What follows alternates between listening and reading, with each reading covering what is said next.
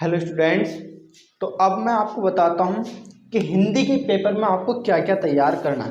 कुछ important questions बता रहा हूँ, आप इनको तैयार कर लीजिए। आपको भरोसा दिलाता हूँ कि आप 70 में से 60 और 65 मार्क्स 100% ले आएंगे।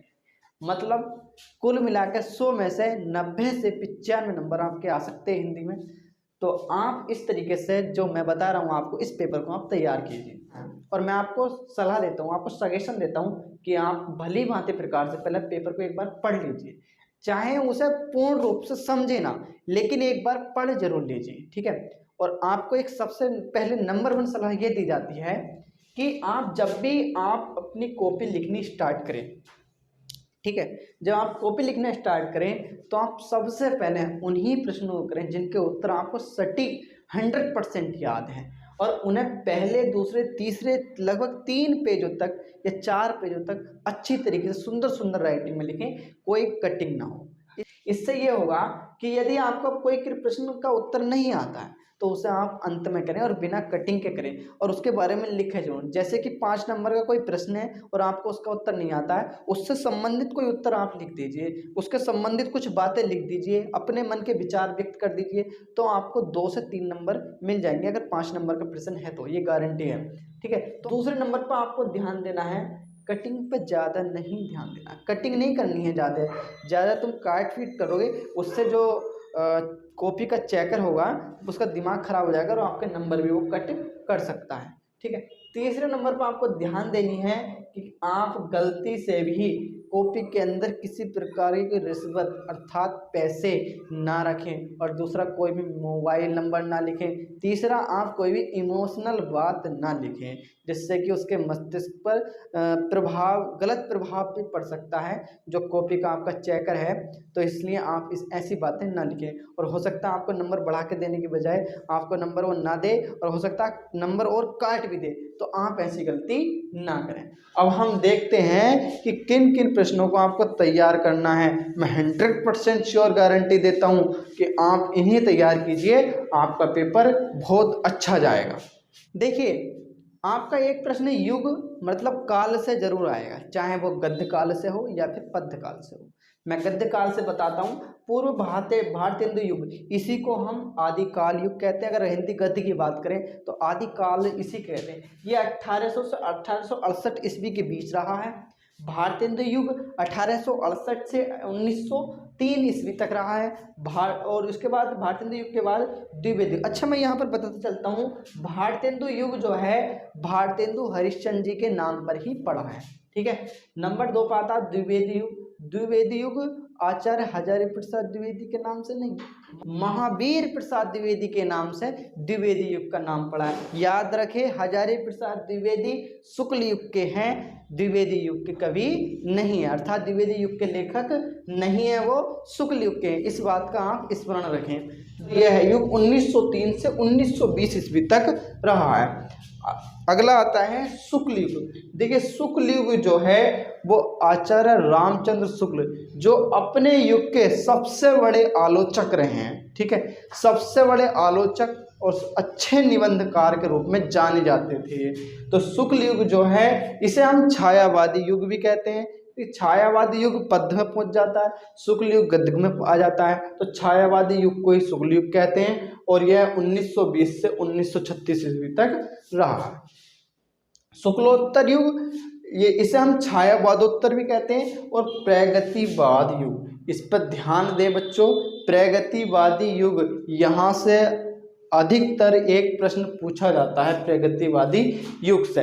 तो प्रगतिवादी युग कह लो, ये छायावादोत्तर कह लो, ये शुक्लोत्तर कह लो, बात एक ही है। ये 1936 से 1950 ईस्वी तक रहा है। स्वतंत्रोत्तर युग, स्वतंत्रोत्तर का मतलब है स्वतंत्रता के बाद का, उत्तर का मतलब होता है बाद, शुक्ल, शुक्ल के बाद शुक्लोत्तर मतलब कि बाद का। तो स्वतंत्रोत्तर स्वतंत्रता के बाद का युग, यह इसे हम आधुनिक युग भी कहते हैं। आधुनिक जो अब का युग है यह 1950 से अब तक, मतलब अब भी जो युग चल रहा है उसे हम आधुनिक युग भी कह सकते हैं, उसे हम स्वातंत्रोत्तर युग भी इसे कहते हैं। तो इस प्रकार ये हिंदी गद्य के काल विभाजन था और उसकी ये सन थी, ये समय था, ठीक है।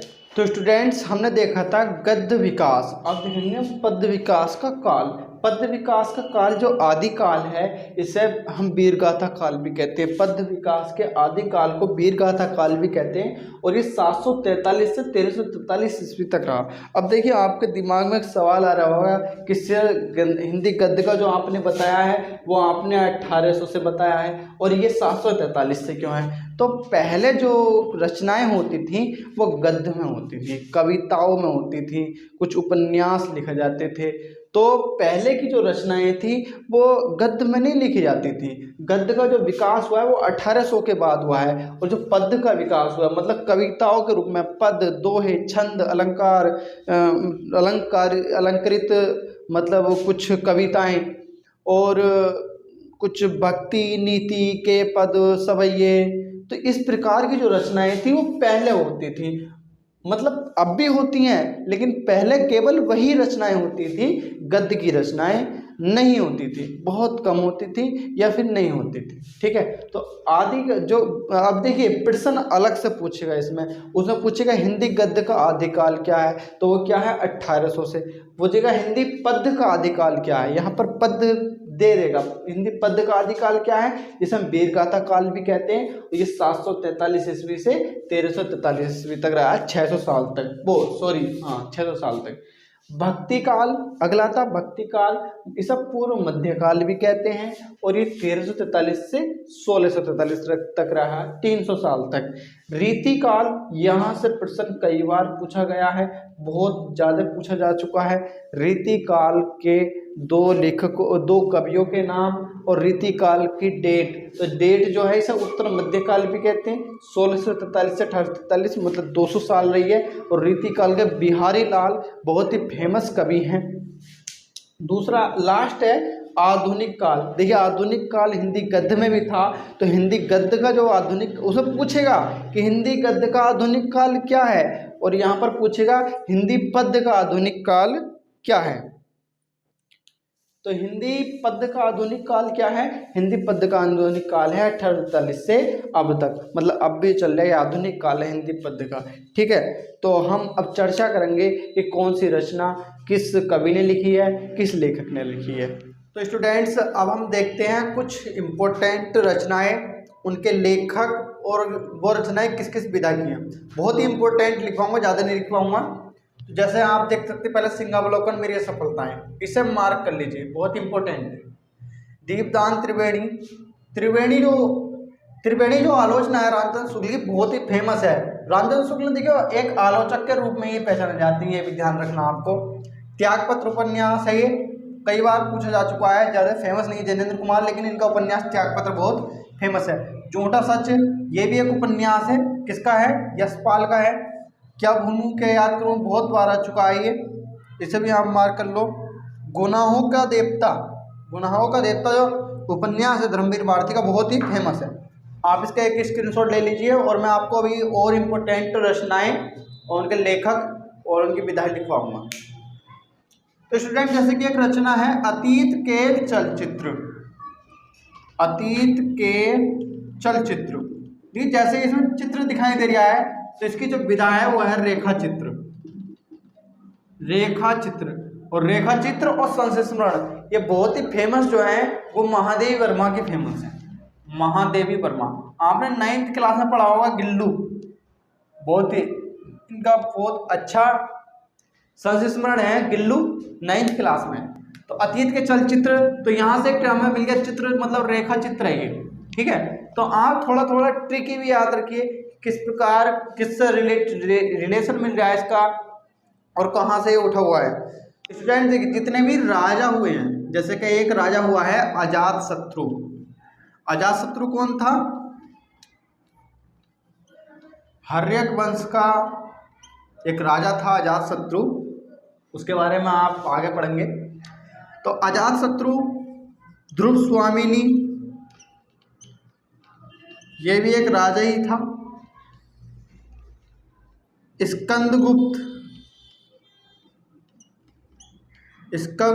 जो था ये भी एक राजा ही था। चंद्रगुप्त ये भी एक राजा ही था। चंद्रगुप्त मौर्य वंश में भी था और गुप्त वंश में भी था। तो चारों जो राजा हुए अजातशत्रु, ध्रुवस्वामिनी, स्कंदगुप्त, चंद्रगुप्त, ये चारों के चारों नाटक हैं। ये चारों नाटक हैं और चारों राजाओं के जो नाटक लिखे हैं इनका भी राइटर भी एक ही है, उसका नाम है जयशंकर प्रसाद। इनका लेखक का भी नाम एक ही है, जयशंकर प्रसाद। तो जयशंकर प्रसाद जी ने 4 नाटक लिख दिए 4 राजाओं के ऊपर, अजातशत्रु, ध्रुवस्वामिनी, स्कंदगुप्त और चंद्रगुप्त।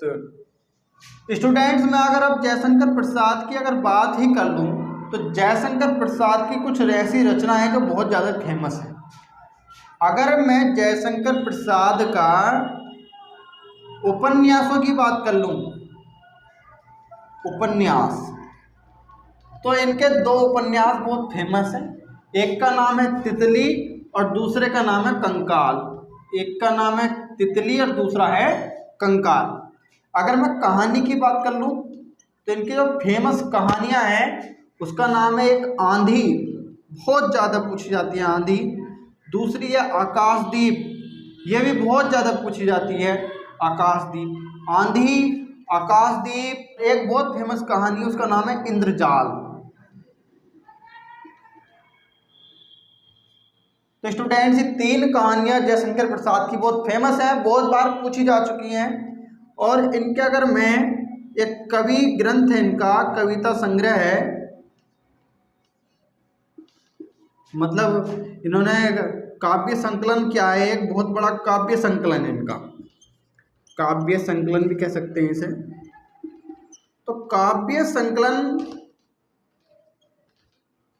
एक बहुत बड़ा ग्रंथ लिखा है इन्होंने, उसका नाम है कामायनी। आप लोग कक्षा 11 या 12 में जाके पढ़ोगे कामायनी। तो कविता संग्रह का काव्य संकलन बहुत फेमस है, उसका नाम है कामायनी।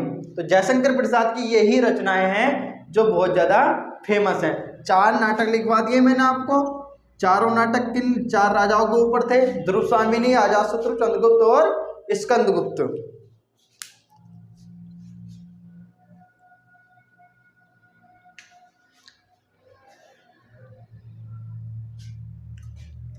अब देखिए, मैं यहीं पर अगर बात कर लूं तो एक रचना है जिसका नाम है आत्मकथा। सबसे पहले तो इसके नाम में ही आत्मकथा आई है, तो इसकी विधा भी आत्मकथा ही है। इसकी जो विधा है वो आत्मकथा ही है और ये लिखी गई है राजेंद्र प्रसाद जी द्वारा। डॉक्टर राजेंद्र प्रसाद, जो कि हमारे प्रथम राष्ट्रपति हुए हैं, उनके द्वारा ये लिखी गई है और ये इन्हीं की आत्मकथा है और इन्होंने आत्मकथा नाम से ही लिखी है अपनी आत्मकथा। तो स्टूडेंट्स, अगर मैं कुछ अब यात्राओं के बारे में बात कर लूँ, ये मतलब विधा जिसकी यात्रा होती है, विधा का नाम है यात्रा या यात्रा वृत्तांत, ऐसे भी करके आ जाता है। तो एक यात्रा है उसका नाम है अरे यायावर रहेगा याद। अरे यायावर रहेगा याद। इसके राइटर हैं अज्ञेय जी। देखिए, अज्ञेय जी स्टूडेंट शॉर्ट नेम है, इनका पूरा नाम है, अगर स्टूडेंट में इनका पूरा नाम लिखूंगा तो शायद यहाँ से स्टार्ट करना पड़ेगा। इनका पूरा नाम है सच्चिदानंद हीरानंद वात्सायन अज्ञेय, ये इनका पूरा नाम है।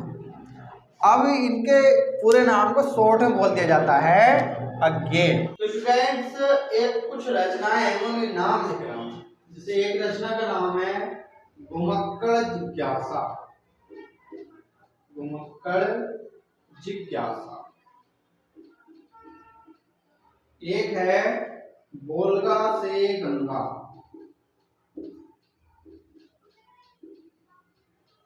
एक है मेरी तिब्बत यात्रा।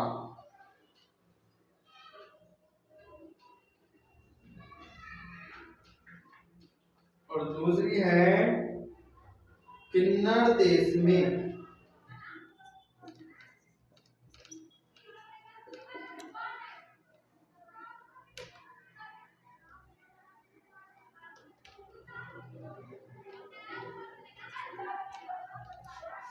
तो स्टूडेंट आप 4 रचनाएं देख रहे हैं। एक का नाम है घुमक्कड़ जिज्ञासा, बोलगा से गंगा, मेरी तिब्बत यात्रा, किन्नर देश में।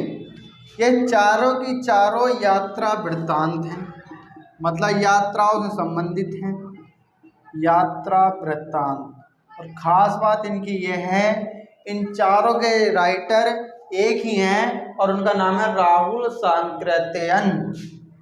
राहुल सांकृत्यायन।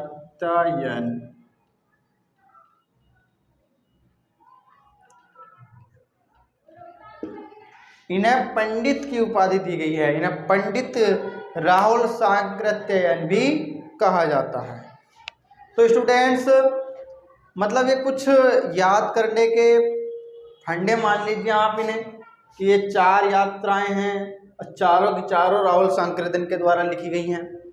इसी प्रकार मैंने कुछ रचनाएं, लेखक और रचनाओं की विधा तैयार करके कुछ स्क्रीन्स बनाई हैं, आप उन स्क्रीन्स का स्क्रीनशॉट ले लीजिए।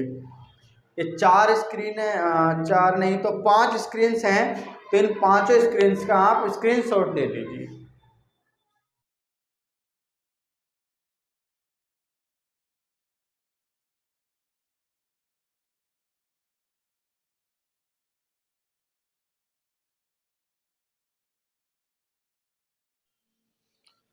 तो स्टूडेंट्स हमने देखी थी ये कुछ रचनाएं।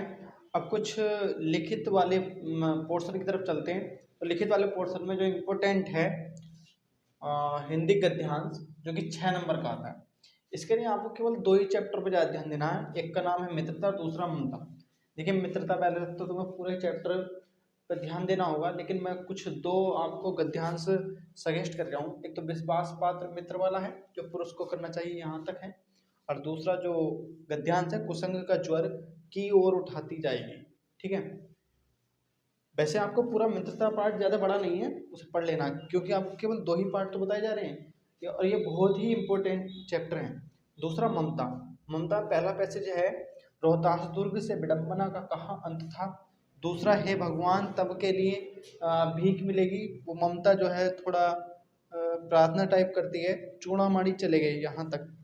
तीसरा गला सूख रहा है, बहुत ही इंपॉर्टेंट है। गला सूख रहा है, कुछ वो मुगल बादशाह आता है, लड़ा हुआ लहूलुहान होता है, तब की बात है।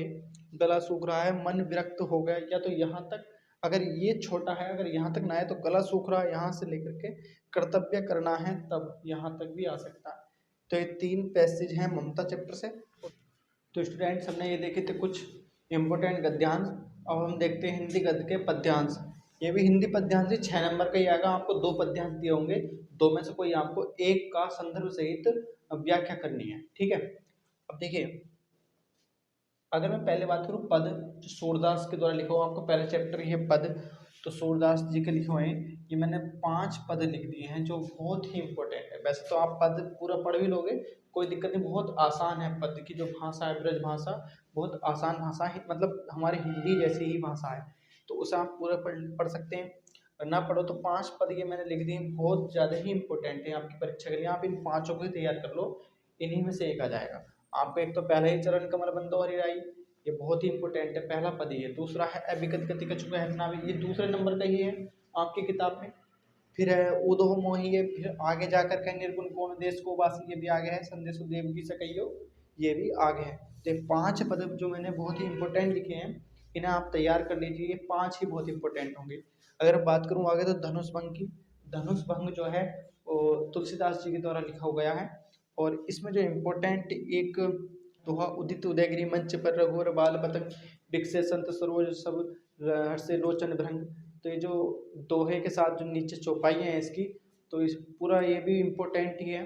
और इसके अलावा आप 1-2 जो भी कर सकते हैं धनुष भंग से कर सक, उनमें भी कर लेंगे। धनुष भंग पूरा पढ़ लेंगे तब भी कोई दिक्कत नहीं है। आपको 2 ही चैप्टर बता देंगे, एक तो सूरदास का और एक तुलसीदास का। तुलसीदास का अगले जो पद हैं वो हैं वन पथ पर। तो वन पथ पर मैंने 2 छांटे हैं जो बहुत ही इंपॉर्टेंट है, और आपकी किताब में 4थे नंबर मिलेगा। सी से जटा उर बाहु रावरे को है, बहुत इंपॉर्टेंट है ये, मोस्ट इंपॉर्टेंट है ये, आप इसे मार्क कर लीजिए। दूसरा है ये 5वें नंबर पर मिलेगा आपकी किताब में, वन पथ पर 5वें नंबर मिलेगा। सुनी सुंदर बैन सुधारस साने मंजुल कली, ये भी बहुत इम्पोर्टेंट है, इसे भी आप देख लीजिए। ठीक है, तो आपके लिए बहुत ही इम्पोर्टेंट मैंने जो पद लिखवाए हैं, ये ऐसे पद हैं जो अक्सर आते रहते हैं बोर्ड परीक्षाओं में, और मैंने लिखवाए हुए छांट के हैं, मैंने छांटे ही हुए हैं जो कि इस बार आने के सबसे ज़्यादा चांस हैं 2023 के बोर्ड एग्जाम। तो आप इन्हें लिख लीजिए, नोट कर लीजिए, इनका स्क्रीनशॉट ले लीजिए। तो स्टूडेंट्स, हमने देखे हिंदी गद्य और पद्य, हिंदी गद्यांश और पद्यांश, जो इम्पोर्टेंट गद्य और पद्य थे वो देख लिए। अब मैं संस्कृत के पद्यांश और गद्यांश। देखिए, आपको संस्कृत के गद्यांश तो वाराणसी, वीर वीरेण पूज्यते और भारतीय संस्कृति, तीनों चैप्टर पूरे ही पढ़ने हैं, कोई सा भी गद्यांश आ सकता।